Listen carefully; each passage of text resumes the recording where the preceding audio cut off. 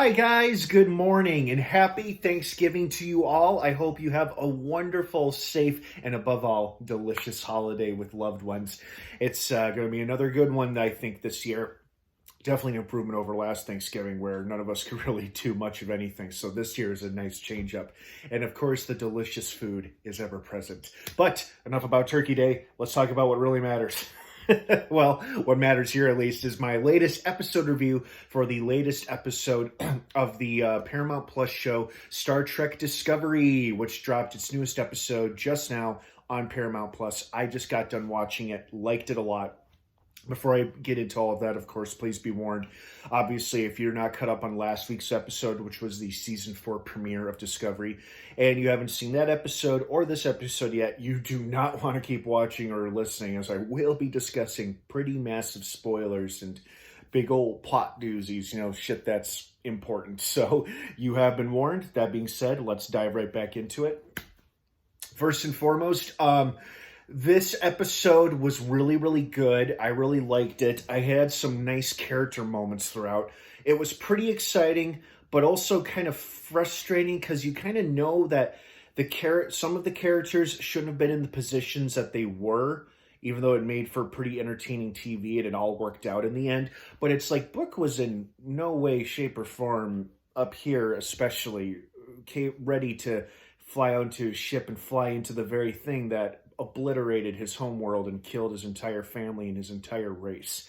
So it's just like knowing that, and then him like hallucinating and imagining the falling dead birds and seeing his little nephew running around. It's like, oh God, see, it's like I feel bad for the guy. I really do. Just the opening scene alone with just Book staring off so blindly is just so heartbreaking, and I felt so bad for Book this whole episode. I really did, but at the same time, it's like you should have fucking known better than being out there, man. Now, thankfully, he and oh God, what?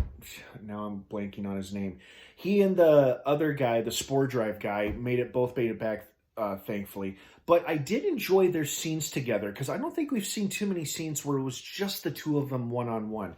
That was actually pretty enjoyable for me. And he even admits to Book why he comes off as like kind of standoffish to him, or why he might be a bit hostile towards him. He's like he kind of resents him for saving his family, which is the crew of the Discovery, because he was simply unable to. And I'm trying to remember why. He must have been incapacitated or in a coma or something. But thankfully Book could do it thanks to the Spore Drive technology. But it sounds like, there might be a new chapter for both of them moving forward, like how Book admits at the end of the episode that his hands kind of tingle too when he working the Spore Drive thing for either ship. So that was nice. Yeah, this episode was pretty good. Had some nice character beats and moments throughout. I really liked that opening scene where they try to include as many Federation members and non-Federation members as possible. I loved that full-on look of the Ferengi, the 24th century Ferengi, in a Starfleet uniform from the look of it. So it seems like the Ferengi have joined the Federation, or at least that individual one has, because outside species can become a part of Starfleet even if they aren't a member of a Federation planet. But I like how this episode did basically give us the lowdown as to what the big bad of this season is. In this case, it's not a person; it's an anomaly, and I kind of understood it for the most part, like a binary black hole that's ever moving. Like it's not one black hole, but two is scary as hell, especially now at the end there where Tilly revealed to Saru that you actually can't predict where it's going to be or when it'll pop up or how fast it'll reach the next inhabited planet, which makes this thing so damn scary and dangerous for the entire galaxy. Like I said in last week's episode review of the season 4 premiere, this thing doesn't just threaten the Federation. It threatens the entire galaxy. The Federation's enemies and allies, everybody is threatened by this damn thing. And it's just going to keep on consuming and obliterating planets until they find some way to stop it. But I get it. This episode was necessary, although it ultimately proved futile in the end when they realized, even with the data they acquired, they can't possibly learn more or study from it.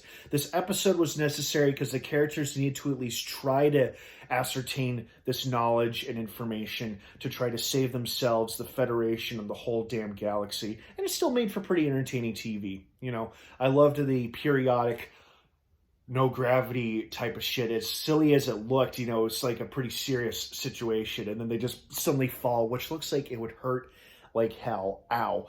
But still a pretty good episode throughout. I just felt so bad for Book the whole time. Although by the end of there, with him opening up to Michael about his desire to want a family after telling himself he didn't want a family, and how much he loved his cute little nephew, that hurt. You know, I felt so bad for him. But now that he's opened up to Michael, maybe now he can start to process and actually feel the pain and trauma that he was obviously suppressing since the end of the last episode. So, good episode. Really liked it. Hope you guys liked it too. What did you think of it? Love to hear your thoughts and feelings on it. Thanks so much for watching. And like I said earlier, have a wonderful, safe, and above all, delicious, happy Thanksgiving. And I will see you guys later this weekend. There's a lot of great content coming this way on this channel, so stay tuned for that. Have a good one, everyone. Thanks for watching. And of course, until next time, live long and prosper.